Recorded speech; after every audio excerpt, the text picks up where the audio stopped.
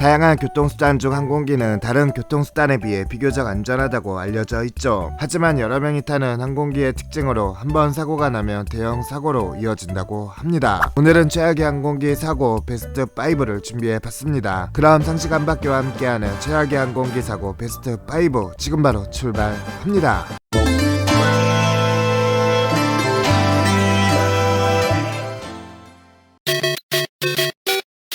1985년 6월 23일 캐나다 몬트리올을 출발해 런던을 거쳐 인도 뉴델리로 가던 에어인디아 182편 보잉 747-237B 항공기가 시크교 과격파 테러리스트가 설치한 폭탄에 의해 아일랜드 남부해안 상공에서 폭파되어 탑승자 329명이 전원 사망한 사건으로, 사고 당시에는 세 번째로 많은 희생자를 낸 항공사고였고 오늘 날에도 다섯 번째로 많은 희생자를 낸 항공사고로 기록될 정도로 참혹한 사고였죠. 2020년에 우크라이나 국제항공 752편 추락사고 이전까지 가장 많은 캐나다인 희생자를 낸 항공사고로 기록되었다고 합니다. 먼저 이 테러를 제대로 알려면 인도의 복잡한 종교 구도와 분쟁 역사에 대해 알아야 할 필요가 있다고 하며, 인도에서는 1984년 인디라 간디 총리의 명으로 블루스타 작전이라 하여 시크교 독립운동의 본산이자 시크교 성지인 아칼 탁트 공격이 개시되어 암리차르 황금사원은 처참히 훼손되고 인도 정부가 인정한 수치만 492명의 힌두교도가 사망하는 일이 발생하여 바바르 칼사의 힌두교 세력에 대한 증오심은 더더욱 불을 당기게 되죠. 이때 파마르가 인더 리지트 싱 르얏을 만나 폭탄 제조와 관련된 이야기를 하면서 사실상 이 사건의 도화선이 되었으며, 거기에 같은 해 10월 31일에는 인디라 간디 총리가 시크 교도 경호원에게 피살당했죠. 이에 힌두 교도들이 시크 교도들을 무차별로 2천여 명 학살한 사건이 벌어졌으나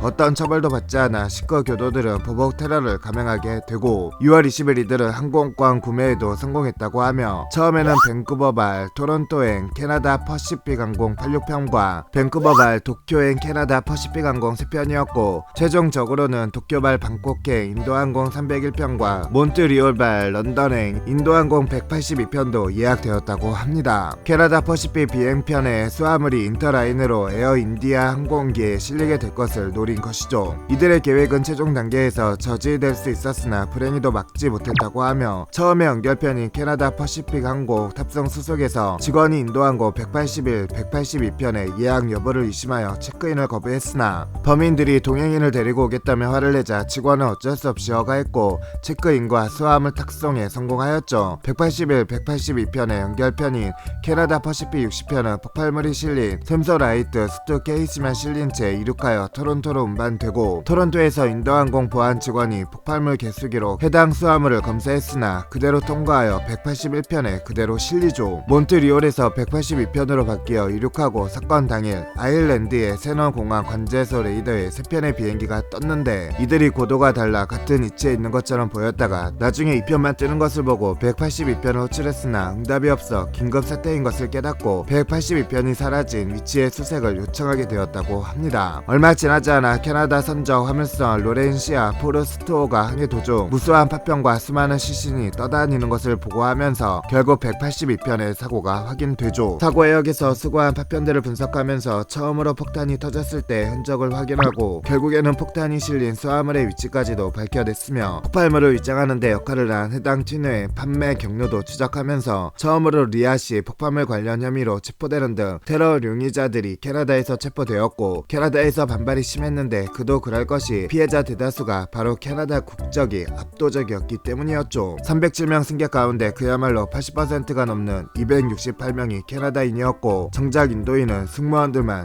22명이었을 뿐. 그 밖에 영국인이 27명, 다만 캐나다인 다수가 인도계 캐나다인으로 힌두교인이 많았었죠. 그 중에는 영국 국적이지만 인도에서 살면서 인도 뉴델리 과학부 사무총장 및 부총장을 역임한 과학자 엘라 바르시 나유 담바 박사도 이 사건으로 희생되었다고 합니다.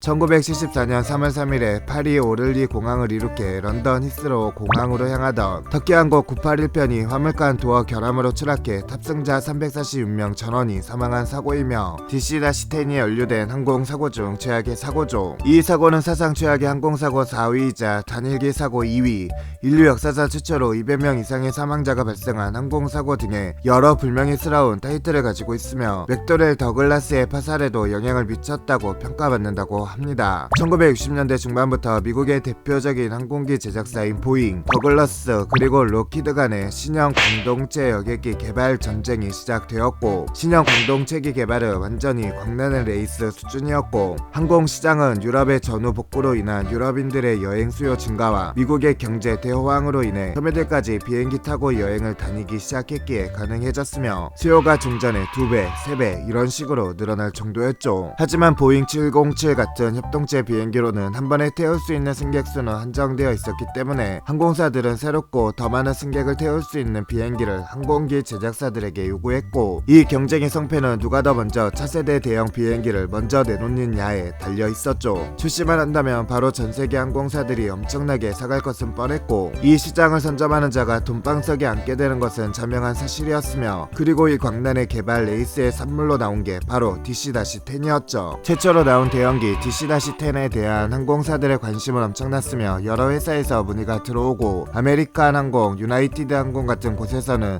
수십 대를 바로 질러버렸을 정도였다고 하죠. 하지만 이 광속 개발과 양산 뒤에는 알려지지 않았던 하나의 문제가 있었는데, 바로 화물칸 문의 설계 오류였죠. 하지만 항공 수요가 늘어나면서 승객들도 늘어나고 그들의 짐도 늘어나고 화물도 늘어났으니 항공사 입장에서는 이 공간도 아까웠죠. 따라서 맥도널드 더글라스사는 항공사들의 의견을 반영하여 DC-10의 화물칸 문이 바깥쪽으로 열리도록 설계하여 제작 실시했고, 이 설계 덕에 항공사들은 문을 열고 닫는데 낭비되던 공간에 화물 한 상자, 승객 가방 하나라도 더 실을 수 있었다고 합니다. 1974년 3월 3일 승객 346명이 탄 터키항공 981편이 프랑스의 파리 오를리 공항을 떠났고, 이스탄불에서 출발한 981편에는 총 167명의 승객이 탑승했는데 파리에서 50명이 내려서 총 117명의 승객이 남아있었죠. 원래 이 노선은 이 사고 사망자 수와는 달리 평소에는 거의 텅텅 비다시피 할 정도로 적은 승객이 탔는데, 이 무려 영국 유럽항공이 파업 중이었기 때문에 이 항공사가 터키항공의 표를 구해서 미래 BA의 표를 예약했던 사람들이 이 비행기에 탈 수 있도록 했으며,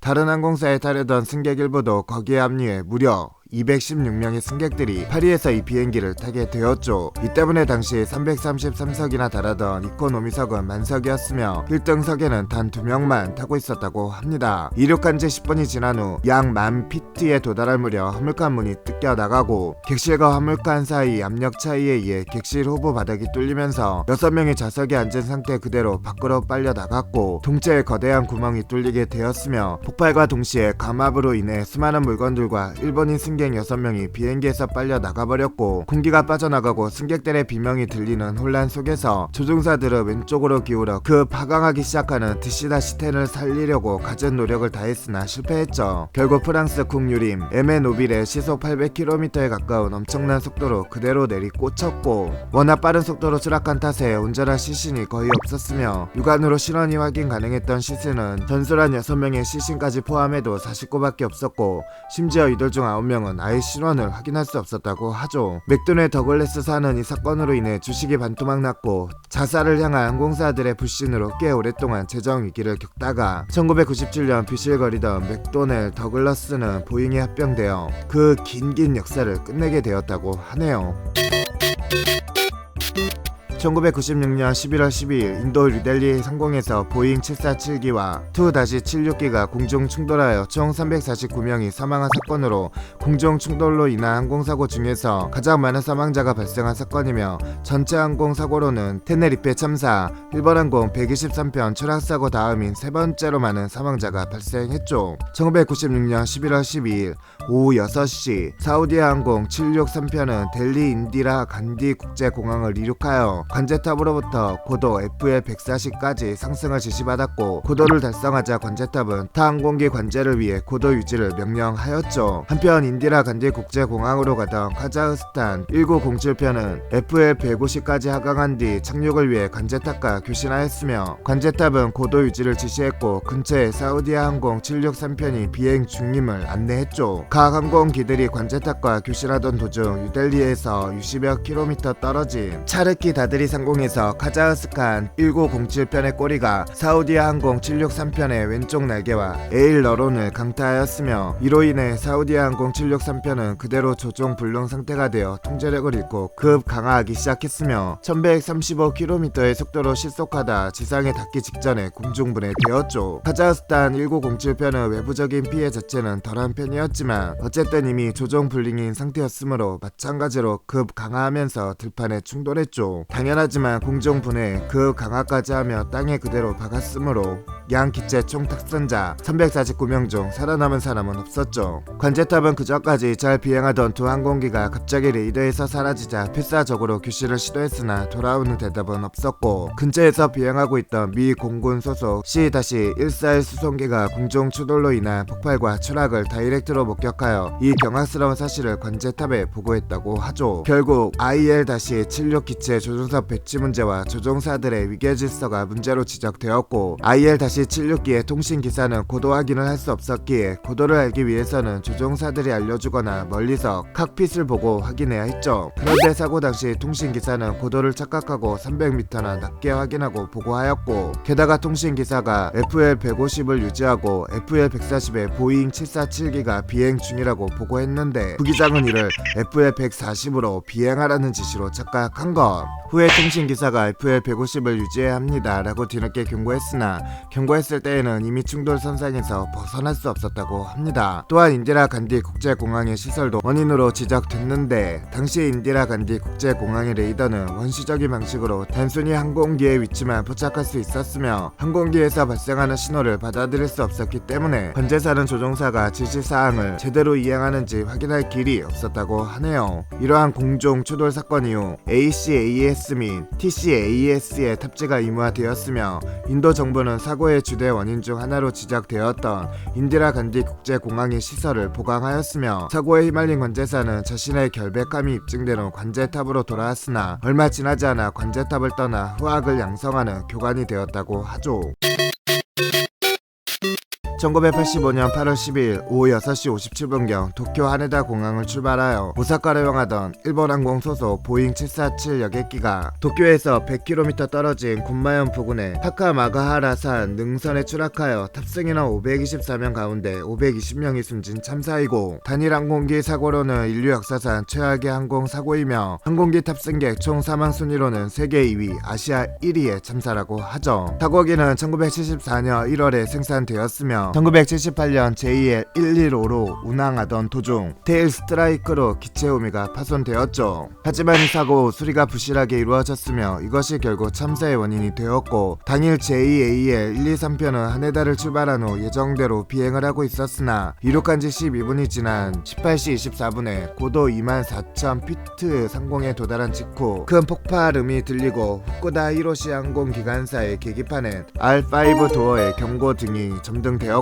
F1은 이 도어가 떨어져 나갔다고 판단하고 조종사에게 알렸으며 경고 50초 후에 조종사는 긴급 사태인 스쿼 7700을 발신하죠. 사고 직후 비행기가 상하로 요동치며 불안한 모습을 보이자 기장은 긴급 강하를 시도하면서 도쿄 국제공항으로 회항을 요청하였고 당시 도쿄 컨트롤에서는 나고야 공항까지 직선 방향으로 72마일 정도 떨어져 있어 나고야에 비상 착륙이 가능한지 물어봤지만 기장은 하네다에 착륙해야 한다고 했고 아마도 하네다의 활주로가 나고야보다 더 길어서 그나마 안전하게 착륙할 수 있을 거라고 생각한 것으로 추정되죠. 하지만 이때 날아간 건 벌크헤드와 수직 꼬리날개였고 설상가상으로 조종 타면을 움직이는 유압액이 새어나가 조종 불능에 빠졌으며 물론 항공기의 유압 계통은 매우 중요하기 때문에 보통 다중 계통으로 구성하며 747의 유압계통 역시 4개의 채널로 구성하지만 1, 2, 3편은 불행하게도 4개 모두가 찢겨나가고 말았죠. 왜냐하면 보잉 747은 꼬리날개의 바로 밑에 모든 유압장치 파이브가 지나가는 구조이기에 꼬리 날개가 파괴되면서 유압장치 파이브가 날아갔기 때문이라고 합니다. 더불어 엔진 출력차와 플랩을 이용한 조향마저 말을 듣지 않으면서 기체는 도쿄 방면 항로를 완전히 이탈하고 말죠. 한편 다급한 상황을 듣고 있던 주일미군 요코타 기지는 1, 2, 3편이 비상 착륙을 할 수 있도록 활주로를 비운 채 구급차와 소방차들까지 비상 대기시켜놓고 도움을 주려고 하였죠. 최초 이상 발생 약 30분 뒤 가능한 한 최대의 수단들을 이용한 승무원들의 최선의 노력에도 불구하고 결국 결국 기체는 양력을 완전히 잃고 보잉 747기의 뱅크가 한계를 한참 넘어서 오른쪽으로 쏠려 급 강하하기 시작했고, 기체를 안정시키기 위해 예비수단인 전력을 이용해 플랩을 전개했는데, 이때 좌측의 플랩은 끝까지 전개되어 양력이 크게 발생한 반면 우측의 플랩은 중간에 고착되어 움직이지 않았고, 이로 인해 좌우 양력이 불균형이 발생한 것이 원인이었고, 조종사들도 이를 인지하고 급하게 다시 플랩을 넣으려 했지만 이미 늦은 상태였으며 6시 56분경 뒤늦게 기체가 상승하기 시작했지만 이미 때는 늦어 오른쪽 주 날개가 지면과 충돌하고 동시에 기체의 일부분이 뜯겨 나갔으며 그 다음 기체 호부가 분리됐죠. 그리고 가까스로 잠시 상승했으나 조종이 불가능했기 때문에 기체는 기수를 내리면서 우측으로 회전했고, 마지막으로 1, 2, 3편의 메인 동체부는 타카마가 하라산의 경사면에 반전하는 형태로 최종 추락, 그대로 산에 충돌한 후 폭발하였으며, 이때 동체부의 탑승자들은 모두 사망했다고 하죠. 추락 당시 비가 내리고 있어 추락한 기체가 2차 폭발을 일으키지 않았고 때문에 적지 않은 사람이 추락 현장에 생존해 있었다고 하죠. 당시 생존자의 증언에 의하면 잔해 속에서 죽어가던 희생자들의 비명소리가 밤새 지속되었다고 합니다. 하지만 구조활동이 시작되는 다음날 9시가 되기 전 승객 상당수는 추운 밤을 견디지 못하고 저체온증으로 숨지게 되었다고 하며, 특히 사고 수습 이후의 부검 과정에서 기체 후미의 탑승객 중 적지 않은 이들이 추락 이후 사망했음이 드러났죠. 사고의 주 원인은 벌크헤드 파손이지만 이후 폭발적인 강압 여부에 대해서는 의견이 엇갈렸죠. 폭발적인 감압이 없었다고 하는 측에서는 조종실 음성 기록을 근거로 산소 마스크를 착용할 여부가 있었음을 지적하지만, 폭발적인 감압이 일어났다고 해도 무조건 그 직후 기내 사람들이 의식을 잃진 않는다고 하며, 보통 이 상태에서는 순간적으로 수증기 응결이 일어나므로 감압을 알 수 없으며 자동으로 산소 마스크가 좌석 근처에서 터져 나온다고 하죠. 때문에 아무리 감압이 일어나더라도 의식을 잃기 전 산소 마스크를 쓸 정도의 여유는 있다고 합니다. 이 사고의 정비 담당자는 자신의 실수로 인해 일본 최악의 항공사고를 불러일으켰다는 사실에 극단적인 선택을 할 정도로 죄책감을 가지고 있었던 것으로 추정된다고 하네요. 1977년 3월 27일 오후 5시 6분 56초경 KLM 소속의 암스테르담발 그란 카나리아 섬행 4805편과 펜 아메리카 항공 소속의 로스앤젤레스발 그란 카나리아 섬행 1736편이 스페인령 카나리아 제도 테네리페 섬에 있는 로스 로데오 공항의 활주로에서 충돌하여 탑승객 614명과 승무원 30명 중 총 583명이 사망하고 61명이 부상당한 사상 최악의 인명피해를 낸 항공사고이고, 단일 사고에서 가장 많은 항공기 탑승객이 사망한 사고라고 하죠. 사고 당일 오후 1시경 카나리아 제도 분리 독립파이자 급진 사회주의 조직에게서 협박 전화가 걸려왔고, 내용은 15분 후 라스팔마스 공항 어딘가에 설치된 폭탄이 터질 것이다. 예고대로 오후 1시 15분경 공항 근처에 있던 꼭 가게의 화분에 숨겨진 폭탄이 폭발했으나 피해는 미미한 수준이었죠. 그러나 후속 테러의 위험이 있었기에 라스팔마스 공항은 임시 폐쇄되었고, 그렇게 라스팔마스 공항이 임시로 폐쇄되자 이 공항에 착륙하려던 비행기들에게는 임시로 근처에 있던 카나리아 제도 테네리페 섬의 로스 로데오 공항으로 회항하여 착륙하라는 지시가 떨어졌으며, 사고의 주인공이 된 KLM기와 페낭기도 지시에 따라 로스 로데오 공항으로 착륙하게 되죠. 이때 페낭기는 중간 기착지인 뉴욕에서 재급유를 한 덕분에 2시간가량 비행 가능한 연료가 있었기 때문에 관제탑에 선회 대기를 희망했지만 독살당했다고 합니다. 이런 한적한 작은 공항에 갑자기 테러 위협으로 회항하는 각종 비행기들이 몰리며 가득 차게 되었고, 워낙 작은 공항이라 L-1011 한 대와 보잉 747 세대 외에 미확인된 광동체 한 개를 포함하여 비롯한 온갖 비행기들이 있을 만한 공간이 있을리 만무했고, 결국 주기장은 물론 유도로에까지 비행기를 채우고도 모자라 활주로를 유도로로 이용하게 되었죠. 테러 위협으로 어쩔 수 없이 로스 로데오 공항에 머무르게 된 KLM기와 페낭기는 서로 다른 대기 조치를 취했으며, 페낭기보다 먼저 착륙하여 주기한 KLM기는 승객들을 모두 내리게 하고 공항 터미널에서 쉬게 해주었지만, 뒤늦게 도착하여 주기한 페낭기는 공항 터미널의 수요 인원 초과 문제로 관제탑으로부터 승객들을 기내에서 머물게 하라는 지시를 받게 되었죠. 그로부터 약 2시간 후 라스팔마스 공항의 폐쇄가 해제되었고, 테네리페 공항에 주게하던 여객기들을 라스팔마스 공항으로 떠나기 시작했으며, 페낭기는 승객들이 기내에 남아있었기 때문에 즉시 이륙할 준비가 되어 있었지만 앞을 가로막고 있던 KLM기 때문에 이륙할 수가 없었는데, 그 이유는 KLM기가 라스팔마스 공항은 물론 심지어 암스테르담 스키폴 국제공항까지 갈 수 있는 항공유 5만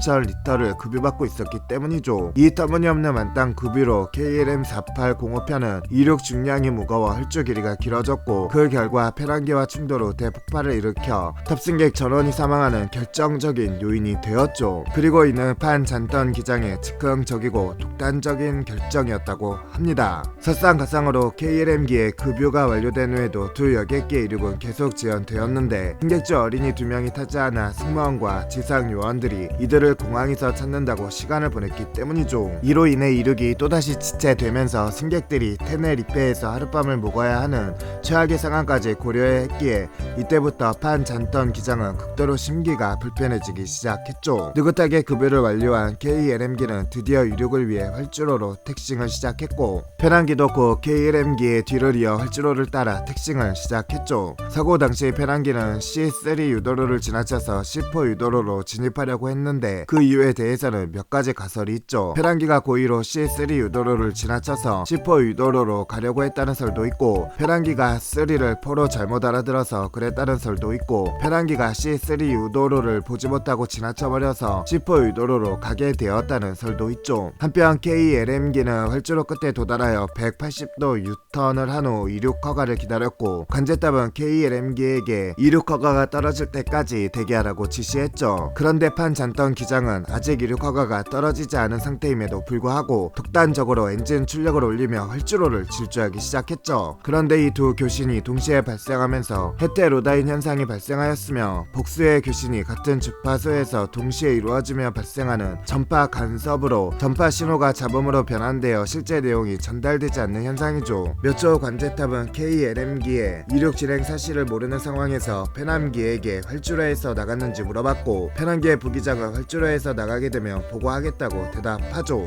이 교신 내용으로 KLM기 승무원들은 아직 활주로에 페남기가 있다는 상황을 명확히 인지하게 되었으며, 하지만 판 잔던 기장은 이륙 절차를 멈추지 않았다고 합니다. 판 잔던 기장 역시 페란기를 발견하고는 경악해서 비행기를 띄우려고 했었죠. 다만 막 이륙 결심 속도를 넘긴 KLM기로서는 별로 희망이 없었으며, 이륙 결심 속도는 항공기가 오버런을 했을 때 예상되는 피해보다 이륙을 했을 때 예상되는 피해가 더 크지 않은 이상 반드시 이륙을 진행해야 하는 속도, 하지만 아직 이륙을 하기에는 부족한 속도이죠. 정상적인 상황에서는 이륙을 하려면 VR까지는 도달해야 하며, 그러므로 그렇게 무리하게 이륙하려고 노력한 결과 테일 스트라이크가 일어나게 되고, 충돌 직전 간신히 기술을 올리는 데까지는 성공했죠. 그러나 때는 이미 늦은 탓에 무려 156의 속도로 KLM기의 동체 밑바닥과 랜딩 기어가 페란기의 동체를 강타하고, 4번 엔진은 페란기의 어퍼 데크를 날려버렸으며, 충돌 위치가 조종실 뒤쪽이었기 때문에 페란기 조종사들은 다행히도 충돌을 피할 수 있었지만, 순식간에도 비행기는 불길에 휩싸였고, 이후 KLM기는 약 150m를 난 뒤 뒤집혀서 추락 후 추가로 활주로 위를 300m 정도 미끄러졌죠. 재구비하여 가득 찬 연료에 불이 붙었고,